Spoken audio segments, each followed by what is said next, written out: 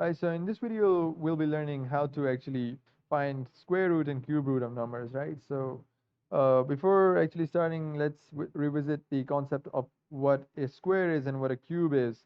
So square is whenever a number is actually multiplied with itself, right? For example, I have this number 6 here, and I can just multiply it with itself. That's called squaring the 6, right? 6 squared, and we denote it like this. This little superscript we have got here is called the power of a number, and it actually tells you how many times the number actually got it multiplied by itself, right?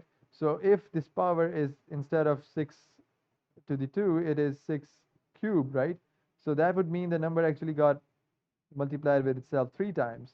In that case, it will be called as a cube, and in this case it's called a square, right? So this is the concept of square and cube. But for example, this actually sums up to 6 squared, which is 36. If I'm given this number 36 already, and I want to know what two numbers actually got multiplied in order to produce this number, so how would I be doing that? So there's a method to actually do that. So I can first of all draw a vertical line and then a horizontal line like this, and write the number 36 here. And then all I need to do is to factorize this, right? So first I can just start with 2, the simplest of all numbers, and I know that 2 times 18 is 36, and then I can continue factorizing it, and I know that 2 times 9 is 18, and now 9 is no more divisible by 2, but it is divisible by 3.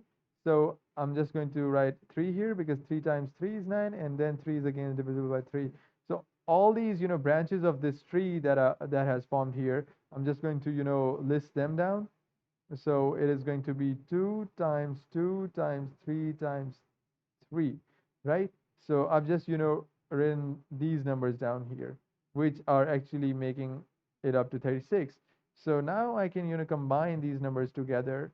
So I can combine 2 and 2 together, 2 and 2 together, and 3 and 3 together.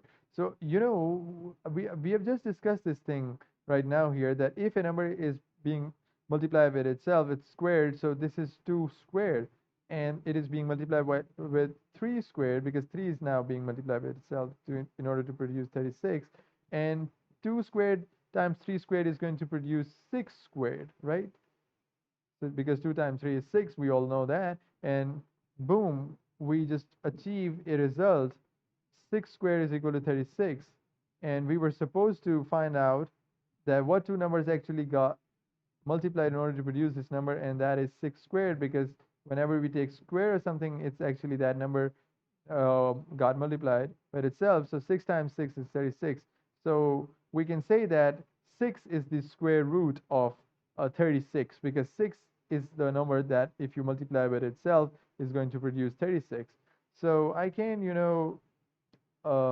now demonstrate the similar method in order to tell you about the cube root of a number. For example, I can just take a perfect cube. For example, a perfect cube would be 80. No, a perfect cube would be 27, perhaps, right? So I'm just going to write 27 here, and I want to know what three numbers actually got multiplied with themselves in order to produce 27. So all I need to do is draw that tree thing again and factorize it.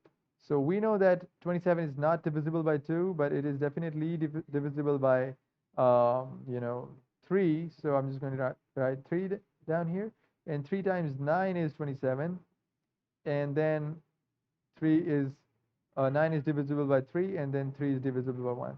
So it is 3 times 3 times 3, 3 times 3 times 3. And I can write this down like this. So 3 cubed is 27, and the square root of 27 is going to be 3, right? So square root, or sorry, cube root of 27 is going to be 3.